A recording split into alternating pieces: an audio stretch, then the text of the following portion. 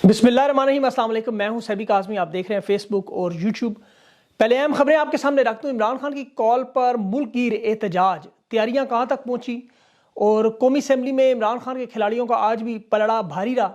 Assembly में खान की आवाज़ें गूंजती रहीं। उसके साथ साथ तहरीक इंसाफ के इंट्रा पार्टी इलेक्शन चेयरमैनशिप पर दोबारा शबखून मारने की जो तैयारी है उस पर बात करेंगे। और इसके साथ साथ मैं आपको तफसील से बताऊंगा आज असम्बली में वो आवाज़ें भी जो कभी नहीं सुनेगी, कभी नहीं ध्यान दिया गया, जैसे महमूद अचकज़ई, इमरान खान की रिहाई का मुतालबा, जुनैद अकबर और वो बाकी तमाम आवाज़ें इसमें। और मैडम चीफ मिनिस्टर एक मरतबा फिर बरतानवी आकाओं से वही मुलाकात जो 47 साल पहले जैसे पंजाब में अब हुक्म मिले और आज उसकी मुलाकातें हुई, वही हालात। और मैं आपको तफसील से आगे चल के बताता हूँ। 9 मई के केसेस में इमरान खान की जमानत हुई, यास्मीन राशिद की भी जमानत हुई। और अब इन्हीं केसेस में गंगूबाई, आपको पता है इमरान रियाज को भी जो मिसिंग पर्सन बनाने की कोशिश कर रही है, जिस तरह वो अभी मुंतकिल की है कि जिस जगह, वो मैं तफसील से आगे चल के बताता हूँ। और अली अमीन गंडापुर के बड़े अहम ऐलानात, नवाज शरीफ की फजल रहमान से मुलाकात सदारती इलेक्शन के लिए, और जो कौमी असम्बली की तकारीर है उसमें। लेकिन सबसे पहले आज कौमी असम्बली की तकारीर का जिक्र करूँ। तहरीक इंसाफ के लोगों की आवाज़ गूंज रही थी। 2 लोगों ने, महमूद अचकज़ई और जुनैद अकबर, इन लोगों ने बड़ी खुलकर बात की। वैसे आमतौर पर ने को सुनता नहीं था, लेकिन यकीन करें पाकिस्तान में महमूद अचकज़ई का नाम भी किसी को नहीं पता था, बहुत सारे लोगों को नहीं पता था। आज उनके नाम का ट्रेंड चल रहा है, हर तरफ महमूद अचकज़ई को लोग ढूंढ रहे हैं और उस पर मोहब्बत और अकीदत के फूल निशावर कर रहे हैं। वजह क्या है? एक बात तो तय हो चुकी है कि इमरान खान पाकिस्तान का वो नजरिया है कि जो इस नजरिए के साथ जुड़ेगा, खड़ा होगा, वो अवाम की मोहब्बत का मुस्तहिक होगा, पाकिस्तान की तारीख में अमर होगा। क्योंकि ये नजरिया हक और सच की बुनियाद है। और जो उसकी मुखालफत करेगा, चाहे वो जितना मर्जी बड़ा इलेक्टेबल हो, उसके हिस्से में सिर्फ जलालत आएगी। जो रॉन्ग नंबर होगा वो अवाम से नफरत और हिकारत ही लेगा। और ये देखिए, सिर्फ सोशल मीडिया नहीं, पूरे पाकिस्तान के हालात है, क्योंकि ज़बान खल्क को नकारा खुदा समझे। और ये अल्लाह की तरफ से जो इमरान खान के नाम पर कांटे लगाने वाले थे कि जी खान का नाम लेने वाला नहीं छोड़ेंगे, वो देख लें आज कि इमरान खान की सब बात आज इमरान खान की हो रही है हर जगह। इन्होंने इमरान खान की आवाज़ तो बंद नहीं की, अलबत्ता बाकियों सबको जबान दे दी। जो महमूद अचकज़ई आज खुलकर बोल रहा था, हमायत कर रहा है, खान को वोट दिया अवाम ने, इसे तस्लीम करें, बदलना कौम से गद्दारी है, फौरन रिहा करें। महमूद अचकज़ई जिस तरह आज बोला, स्पीकर को कह रहा है हलफ ले इनसे कि जो आर्मी इंटेलिजेंस की एजेंसियां सियासत में मुदाखलत नहीं करेंगी। ये महमूद अचकज़ई के अल्फाज गूंज रहे थे कि वर्दी में स्पीकर साहब मुझे अपने आप को भी शामिल कर, और इन सियासतदानों से जो मुलाकातें करते हैं उन्हें बरतरफ करें। और ये एस्टेब्लिशमेंट आइन को तस्लीम नहीं करते। लेकिन यहाँ इसके बाद फिर महमूद अचकज़ई का माइक्रोफोन बंद कर दिया गया। लेकिन फिर शेर अफजल की आवाज़ गरजने लगी कि ये ऐवान अवाम का नहीं, काले बूटों का है। बार बार यही जिक्र हो। फिर आमिर डोगर चिंगाड़ने लगा, फिर जुनैद अकबर बात करने लगा, और सारे वही इल्ज़ामात बार बार कि एक एक नशिस्त 11-11 अरब की बिकी। आमिर डोगर ने जो बातें की, मैंडेट चोरी करने वाले ईवान में इसको बालादस्त बनाने की कोशिश करें, जो नीलामी से आए हैं, बाकायदा बोलियां देकर, सोगवार चेहरे, रंग उड़े हुए, मुर्दा ज़मीर जैसे किसी फोतगी पर आए, किसी ताज़ियत में बैठे हुए। कौमी असम्बली के फ्लोर पर धांधली के जिम्मेदार अफसरान के बारे में इस तरह बातें हुई जो रिकॉर्ड का हिस्सा बन रही थी। और जमशेद तस्ती ने तो इंतहा कर दी, उसने जाके स्पीकर के सर पर इंतखाब के टाइम से पहले राजा परवेज अशरफ के सर पर हाथ रख दिया कि आप अल्लाह को हाजिर नाज़र जान के बताएं कि वोट चोरी के हैं या नहीं। तो मैं इस चीज़ को देख रहा था कि नून लीग के जो लोग आज बैठे थे उनके मुंह पर कहा जा रहा था सबको मैंडेट चोरी, पूरा मुल्क कह रहा है। असेंबली में इनकी हालत इंतहाई अफसोसनाक हुई। अब पीपल्स पार्टी वाले एंजॉय कर रहे थे, हंस रहे थे बाकायदा तौर पर, और मजे की बात है वो उसमें शामिल है इस वारदात में। लेकिन नारे सारे नून लीग को लंदन मुआहदा ही इन्होंने किया था। और पूरे ऐवान में जिस तरह मैंडेट चोरी, आज चित्राल से ग्वादर तक जहां ये लफ्ज सुने वो आपको मैंडेट चोर, वोट चोर, यही आवाजें। फजल रहमान खुल के बोल रहा है, महमूद अचकज़ई, लश्कर सानी, अख्तर मैंगल, पीर पगाड़ा, MK मुस्तफ़ा कमाल है, कामरान ठिसोरी है, जमात इस्लामी है, मुस्तफ़ा नवाज खोकर है, पीपल्स पार्टी के अपने कमरो जमान कार नदीम अफजल चान है, नून लीग का निसार चीमा है, इस्तेकाम पार्टी का गुलाम सरवर है। ये सारे के सारे गवाहियां दे रहे हैं आज इंटरनेशनल मीडिया समेत। अब खैबर पख्तूनख्वा की इसमें सारे तारीफ करते हैं, इसमें कोई शक नहीं, मुबारकबाद के मुस्तहिक है। लेकिन देखिए, पंजाब को यहाँ भूले नहीं कि जहाँ ना कोई कंपेन, ना कॉर्नर मीटिंग, ना जलसा, ना झंडा जनारा मारने की इजाज़त। और पंजाब पुलिस ने जो आपको पता है पहाड़ गिराए जुल्म सितम की, माओ बहनों को सड़कों पर बालों से घसीटते रहे। लेकिन अगर आप वोट बैंक में देखें तो पाकिस्तान में पंजाब के लोगों ने सबसे ज़्यादा वोट डाला।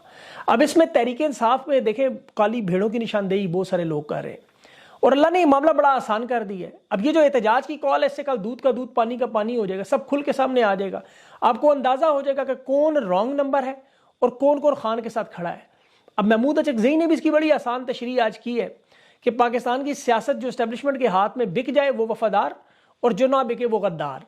लेकिन कौम के लिए अभी उल्टा है। अब सबको पता है कि कौन कहाँ खड़ा है, और कल वाजे हो जाएगा। पार्टी में देखें एस्टेब्लिशमेंट ने बंदे तो इंस्टॉल किए, तो सब जानते हैं, पीटीआई में भी मौजूद है, लीडरशिप खुद तस्लीम करती है, आपने इंटरव्यूज उनके सुने में सर। लेकिन मामला अब ये यहाँ तक नहीं, ये मामला बिल्कुल जुल्फकार अली भुट्टो के साथ भी, उसकी जमात, अब मैं 1977 के इलेक्शन और 2024 के, ये फॉर्म 47 की बात करते हैं, बिल्कुल 47 साल का फर्क इत्तेफाक से। 77 में जो वारदात हुई, अमरीकी हुकूमत जिस तरह कर गई, इसी तरह बाइडन की हुकूमत ने भी किया, आज बरतानवी हुकूमत भी। अब आज जो मरियम नवाज से जेन मैरियट की मुलाकातें हो रही हैं इलेक्शन से पहले, इलेक्शन के बाद, उस तनाजर में आप देखें तो बिल्कुल वही 47 साल का सारा बिल्कुल वही स्ट्रक्चर। मैं हैरान हो रहा था पढ़ के। अमरीकी सफीर हेनरी हॉवर्ड था उस वक्त, उसने भी साइफर अपनी हुकूमत को भेजा हुआ था एक, और जुल्फकार अली भुट्टो की जो हुकूमत है वो धांधली की है, 2 नंबर है, ये नहीं चल सकती। इसी तरह आज खान के खिलाफ जो बनाई हुकूमत, ये भी अपनी हुकूमतों को बता रहे हैं कि ये नहीं चल सकते। कौमी इत्तेहाद ऐसे ही बन रहे हैं जैसे फजल रहमान, महमूद अचकजई, अख्तर मैंगल, पीर पगाड़ा खान के साथ जुड़ने। उस वक्त 77 में हज़ब इख्तलाफ की 9 जमातें भी इस तरह ही मुत्तहिद हुई। जुल्फकार अली भुट्टो उस वक्त धांधली करके, आपको पता है धांधली के बल्कि रिकॉर्ड लगाए थे उसने, और अमेरिका को खतरा उस वक्त भी यही था कि अगर अपोजिशन उस वक्त की जीती तो इंतशार होगा, उनके मफादात का तहफ़्फ़ुज़ नहीं होगा। आज अमेरिका बरतानिया को भी यही खतरा है कि इमरान खान के मामले में बाइडन हुकूमत को पता है कि इमरान खान जीत गया तो फिर इनके मफादात का तहफ़्फ़ुज़ कौन करेगा। इसीलिए 7 मार्च 1977 को जब यहाँ उस वक्त नाकाबिल यकीन धांधली की गई, लेकिन उसके मुकाबले में 2024 की धांधली वैसे कुछ भी नहीं है। 2024 सॉरी, वो धांधली 2024 के मुकाबले में कुछ नहीं है। उस वक्त इलेक्शन के 7 दिनों के बाद मुजाहिरों का ऐलान हो। आज तहरीक इंसाफ एहतजाज की कॉल उसी तरह दे रही है। तहरीक इंसाफ के भी आज मुतालबात वही हैं, इलेक्शन कमिश्नर मुस्तफ़ी हो, जहाँ जहाँ धांधली हो वहाँ ठीक करें, सीटें हमारा मैंडेट वापस करें, IMF इन चोरों को वापस पैसे ना दे। और कौमी इत्तेहाद की भी उस वक्त यही डिमांड थी, उनके भी 4 मुतालबात थे। एक जुल्फकार अली भुट्टो का इस्तीफा मांगते थे, दूसरा नया इलेक्शन कमीशन मांग रहे थे वो, एक उन्होंने सदर के साथ जो निगरान हुकूमत बनाई और जो उस कौमी इत्तेहाद की मुशावरत से बने, और चौथा वो नए इंतखाब। अब यहाँ इतवार को शहबाज शरीफ एक तकरीर करेगा, तहरीक इंसाफ को कुछ नशिस्तें वापस करने की बात करेगा, जो मखसूस नशिस्तें रोकी हैं वो हल करने की बात करेगा, ये इसीलिए रोका हुआ है। उस वक्त जुल्फकार अली भुट्टो ने इलेक्शन के 5 दिन के बाद कौम से खिताब करके बिल्कुल यही अपीलें की थी कि आपकी जो अपीलें दायर हैं, आपको कुछ नशिस्तें हम वापस कर देंगे। तो वारदात का तरीकाकार वही है एस्टेब्लिशमेंट का, बिल्कुल एक एक चीज़। उस वक्त भी अवाम मानने को तैयार नहीं थी, आज भी अवाम मानने को तैयार नहीं। अब यहाँ पे फ़र्क क्या है और होगा क्या? उस वक्त जो था तशद्दुद इस्तेमाल हुआ एहतजाज में। अब देखना ये कल ये एहतजाज में ताकत का इस्तेमाल करते हैं या एहतजाज का मामला किस तरफ जाता है, ये बड़ा अहम मामला है। एक तरफ तो आपको रॉन्ग नंबर इसमें से मिल जाएंगे कौन कौन से हैं, लेकिन उस वक्त जब 23 मार्च 1977 को कराची में एहतजाज शुरू हुआ तो वो इतना बढ़ गया कि फिर फौज को बुलाना पड़ा और कर्फ्यू नाफिज करना पड़ा। फिर भुट्टो ने कौमी इत्तेहाद को मुज़ाकरात की पेशकश भी कर दी, वो मुस्तरद होगी। और 77 में, और इसमें मज़े की बात यह है कि उसमें भी अमेरिका मुलविस था, जिसे खुद जुल्फकार अली भुट्टो तस्लीम नहीं करता था कि अमेरिका में, जैसे आज शहबाज शरीफ कहता है एब्सोल्युटली यस करें, लेकिन सारी दुनिया को पता है अमेरिका की मुदाखलत। आज स्टेट डिपार्टमेंट हंसता है इन बातों पर। उस वक्त फिर पीपल्स पार्टी के लोग मैदान में आए और फिर 30 अप्रैल को भुट्टो ने, मज़े की बात है, पिंडी में सेक्रेटरी विनस का वो ख़त भी लहराया कि जिस तरह इमरान खान का साइफर का मामला था, बिल्कुल वही चीज़। अब ये मैं आपके सामने बातें इसलिए रख रहा हूँ कि इस वक्त हालात बिल्कुल वही हैं, बिल्कुल वही। उसके बाद फिर मेरे अजीज़ हमवतनों की आवाज़ आई और ज़ियाउल हक ने जब जुल्फकार अली भुट्टो को पकड़ा, उस वक्त पीपल्स पार्टी के बहुत से ओहदेदार जो उस वक्त पीपल्स पार्टी पे कब्जे का सोच रहे थे, और इस्टेब्लिशमेंट को पता था कि जुल्फकार अली भुट्टो के ये जो साथी इन्हें मिला सकते हैं, लेकिन उनकी पहले 71 की बेवकूफ़ी से बांग्लादेश अलग हुआ और शेख मुजीब को रास्ते से हटाया। 78 में उन्होंने जुल्फकार अली भुट्टो को अलग किया, उसको अलग किया, और उसका सिंध भी टूट जाता है। सिंध में भी आज तक जो नफरत पाई जाती है पंजाब के बारे में, यही वजह है। लेकिन इमरान खान का मामला मुख्तलिफ, ये पाकिस्तान के चारों सूबों को जोड़ने की जमानत है। अगर खुदा न खास्ता उन्होंने कोई वारदात की तो ये फिर मुल्क खुदा न खास्ता, अल्लाह ना करे, 4 हिस्सों में टूट सकता है। अल्लाह इन्हें अकल के नाखुन दे।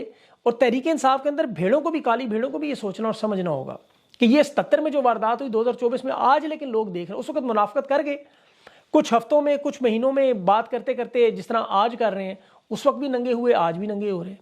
उस वक्त भी अच्छा ये लोग एहतजाज की कॉल करके खुद गिरफ्तार हो जाते थे ताकि हमें निकलना ना पड़े और अवाम में मकबूल, और आज भी यही वारदात। लेकिन आप बहुत सारे लोगों को बहुत ज़्यादा अरसा बेवकूफ़ नहीं बना सकते। अब ये मामला खुल के इंशाल्लाह कल सामने आ जाएगा। अब इमरान रियाज की बात करूँ, अब पंजाब की मैडम चीफ मिनिस्टर, वो भी इसी मामले से, एहतजाज के मामले से, आवाज़ उठाने का मामला है। आज देखें इमरान रियाज रिहा हो सकता है अगर वो मैंडेट चोरों के खिलाफ खामोशी इख्तियार कर ले, और अगर वो नहीं मानेगा तो यही कहा जा रहा है कि जी रिहाई मुश्किल कर देंगे। वाज़े तौर पर इमरान रियाज को तहवील में रखना इसलिए ज़रूरी है। अभी देखें जो कल N117 शाहदरा से धांधली के खिलाफ एहतजाज का आगाज़ होगा, और इस एहतजाज की अवाम में भरपूर अपील है, और यही इस वक्त सोशल मीडिया पर इमरान रियाज की सबसे बड़ी आवाज़ है। और इन्हें तकलीफ ये है कि वो अवाम को बताता है कि आप एहतजाज के लिए निकले, पुरअमन हक के लिए खड़े हों। इमरान रियाज अब खामोश करना इनके लिए बड़ा ज़रूरी है। अब कानूनी एतबार से देखें, जो उन्होंने जिस्मानी रिमांड के बाद इन्हें मुगलपुरा स्टेशन के हवाले करना चाहिए, ये ले गए मांगा मंडी। अब मैं जो शुरू में आपको बता रहा था, ये मांगा मंडी वो जगह है जहाँ पे वो SHO शबीर अमान उसका नाम है, 2 दिन पहले टैक्सी ड्राइवर पर तशद्दुद करके उसे दुनिया से रुखसत करवा दिया। बेरहम लोग, बेरहम तरीन। अब इमरान रियाज पर ये दबाव इसीलिए डाल रहे हैं कि इसके हवास कमज़ोर करने, बोलने के काबिल ना रहे। मकसद और कुछ भी नहीं है इमरान रियाज से इनका। अब जिस तरह भी देखें, कुछ लोग अगवा होकर वापस आए, जो मालूमात मेरे पास आई हूँ, अगले किसी वीलॉग में तफसील से आपके साथ पूरा वीलॉग करूँगा। इस पर रोंगटे खड़े कर देने वाली मालूमात है, लेकिन उसकी मैं बाद में बात करूँगा। फिलहाल तो उनकी जो वारदातें हैं वो आपके सामने। अभी तहरीक इंसाफ की चेयरमैनशिप पर जो शफून मारने के चक्कर में जिस तरह इन्होंने पहले इंट्रा पार्टी पर इलेक्शन चोरी करने के लिए वारदात की, एक दफ़ा फिर अब स्टैब्लिशमेंट अपने एक पालतू को चेयरमैन का दावेदार बना रही है। ये शख्स जो उसका नाम है नवीद अंजुम खान, और ये NA5 से इलेक्शन लड़ा। वहाँ तहरीक इंसाफ का जो निसार खान था, नून लीग का निसार खान था, उसके हक़ में बैठ भी गया, जिसके बदले में इसने कहा जी मेरी आप खैबर पख्तूनख्वा के जो सूबाई नशिस्तें हैं उसमें हमायत करें और मुझे जितवा दें। इतना बड़ा रॉन्ग नंबर सियासी गिद इलेक्शन मुहिम में खान की तस्वीर लगा के, अभी ये 20 दिन पहले की बात, 22 दिन, सियासी गिद ने वोट मांगना खान की तस्वीर पे शुरू की है, और जमीयत उलमा इस्लाम से भी टिकट मांगता है। पागल और दीवाना इस सीट के लिए। मिले कितने 738 असेंबली उसमें से, और खैबर पख्तूनख्वा में से 845। ये औकात थी इसकी, वो भी तस्वीर की वजह से मिल गई, वरना इसको तो घर से ऐसे लोगों को वोट नहीं मिलते। अब ये बंदा इलेक्शन कमीशन में जाकर दरख्वास्त कर रहा है कि तहरीक इंसाफ के चेयरमैन का इलेक्शन लड़। बिल्कुल उसी तरह से अकबर बाबर इन्होंने एकदम निकाला बीच में से, और इलेक्शन वाले उसको खड़ा करके इंतखाबी निशान काजी फायज ने बल्ला छीन लिया, और अकबर बाबर कभी इंतखाबी उसके बाद इलेक्शन लड़े ही नहीं। इस शख्स के भी यही हालात है, लेकिन पीछे मालिकों का बूट है और बड़ी जोर से है तशरीफ के पीछे, इसलिए ऑप्शन इनके पास भी कोई, इन्हें भी समझ आ नहीं रहा करेंगे। मैं हैरान हूं इनके थिंक टैंक्स पे, जो बड़े बड़े बुजुर्ग मोहर बनकर बड़े बड़े मसाइल का हल निकालते हैं। इन्हें ये छोटी सी चीज़ क्यों नहीं समझ आ रही कि ये चोरी की हुकूमत बना के कामयाब कैसे होंगे। क्योंकि मसला पाकिस्तान का एक तो है नहीं, इस वक्त मसाइलिस्तान इन्होंने बना दी है। 2 नंबर हुकूमतों के लिए सबसे बड़ा मसला उनकी जो रीढ़ की हड्डी जो वजारत खजाना है, अब उसके लिए 11 अप्रैल को IMF का मुआहदा खत्म होने जा रहा है। इसहाक डार 4 मरतबा वज़ीर खजाना रह चुका, 4 दफ़ा परफॉर्मेंस नील, और उसने देखें IMF उसके नाम पे एतराज कर रहा है। IMF को, क्योंकि इसने 2 नंबर वारदात की थी, नंबरों की हेरा फेरी की थी, पाकिस्तान को बाद में जुर्माना भी लगा था। फिर IMF ने एक वक्त में कर्ज देने से भी इनकार कर दिया था इसके टाइम पे, जब PDM पार्ट 1 था। शहबाज शरीफ को जाके IMF के घुटने पकड़ने पड़े चीफ एग्जीक्यूटिव का, आपको याद होगा। तो नून लीग अब सिर्फ नवाजने के लिए अपने खानदान में, बस वो चाहे नवाज शरीफ का भांजा हो, नवाज शरीफ की बेटी हो, उसका भाई हो, उसका समधी हो, सिर्फ रिश्ता जरूरी है। अब इन्होंने इसहाक डार को अगर वजीर खजाना ना बनाया तो डिप्टी प्राइम मिनिस्टर बनाने की बात कर रहे हैं। जिस तरह वो, वैसे नाम तो इनके पास हफीज शेख भी है, डॉक्टर शमशाद अख्तर भी है, मोहम्मद वो हबीब बैंक के औरंगजेब साहब भी हैं, लेकिन इनमें से कोई नाम अगर ना चुना गया तो फिर इसहाक डार को लगा के तबाही बर्बादी का सिलसिला जारी रहे। मईशत की हालत इस वक्त इतनी तबाह बर्बाद है, तजारती खसारा 30% यानी 14.8 अरब डॉलर सिर्फ जुलाई से फरवरी तक 6 महीनों में हुआ है। रुपए की कीमत जो डॉलर के मुकाबले में गिर रही है, और बिजली के बिलों में इजाफा, और इनके लिए देखें अभी बहुत बड़ा मसला जो सबसे बड़ा आने वाला, जून में बजट बनाना है। अब एक हालात में मईशत आपकी तबाह बर्बाद हो, खसारे में आप जा रहे हो, अभी बिजली के मीटर में 1200 से 1800 कीमत कर दी, और पेट्रोल की कीमतों में इजाफा, आम आदमी खाए क्या और नहाए, मतलब इतने बुरे हालात में ये लोग चलाएंगे कैसे काम। अब इनका मकसद सिर्फ एक ही है, जैसे मैंने आपको पहले बताया, एक दफ़ा डॉलर IMF से आए, उसके बाद आपस में बस बंदर बांट की जाए, बंदर बांट करके जितना वक्त गुजारे उसके बाद लंदन भाग जाएंगे, किसी ने क्या पूछना है। जिस तरह अभी कितने लोग, मोहसिन नकवी चला गया, उसके साथ पूरी की पूरी काबीना चलेगी, लोगों को पता ही नहीं, आंख हो जल पहाड़ हो जल, लोग भूल जाते हैं। अब यही सारे लोग समझ रहे हैं कि इसी तरह वारदात करके हम निकल जाएंगे। अब सदारती इंतखाब का मामला इस वक्त इनके लिए सबसे बड़ा मामला बना हुआ, आसिफ जरदारी को सदर बनाना, और उसमें कोई रिस्क लेने को तैयार नहीं। 11 नशिस्तें अभी भी सेनेट में पीपल्स पार्टी कह रही है कि आप पहले उनके इंतखाबात करवा दें, शेड्यूल से भी पहले। अब फजल रहमान से जो मुलाकात इनकी हो रही है, फजल रहमान को राम करने की कोशिश की जा रही है कि आप इस तरफ आ जाएं, कुछ ले दे के हमारे साथ बैठ जाएं, क्योंकि इन्हें खतरा है कि अपोजिशन की आवाज़ों में महमूद अचकज़ई, मौलाना फजल रहमान, अख्तर मेंगल और ये सारे लोग अगर इकट्ठे होकर इस तरह बोलते रहे तो इनके लिए मुश्किलात पैदा हो जाएंगी। कहाँ तक उनके माइक बंद करते रहेंगे। तहरीक इंसाफ का सबसे बड़ा टेस्ट जो है वो कल इनका एहतजाज है। उस एहतजाज से बहुत सारी बातें सामने खुल के आ जाएंगी। पार्टी की लीडरशिप की हिकमत अमली, इनके आगे मामलात कैसे चलेंगे, अवाम का मजाज क्या होगा, ये सारी चीज़ें कल खुल के आएंगी सामने। और यहाँ से इनका लाएअमल आगे बनना शुरू होगा कि ये लोग आगे करेंगे क्या। खान के 9 मई के केसेस में आपको पता है जमानतें हो चुकी हैं। अब इसमें खान के केसेस में कानूनी तौर पर तो कोई ऐसा, तमाम वकला एग्री हैं कि इसमें कोई ऐसी मसाइल नहीं है कि जो कानून के मतलब पहली हियरिंग में वो मामलात हल ना हो। लेकिन खान को ये जितना अरसा कोशिश करेंगे ज़्यादा से ज़्यादा पीछे रखे जब तक मामलात इनके काबू में ना आए। ये चारों हुकूमतों को बना के मुकम्मल सेटअप में चलाने की कोशिश न करें। लेकिन हुकूमत चलेगी कैसे, इस वक्त सबसे बड़ा सवाल ये है।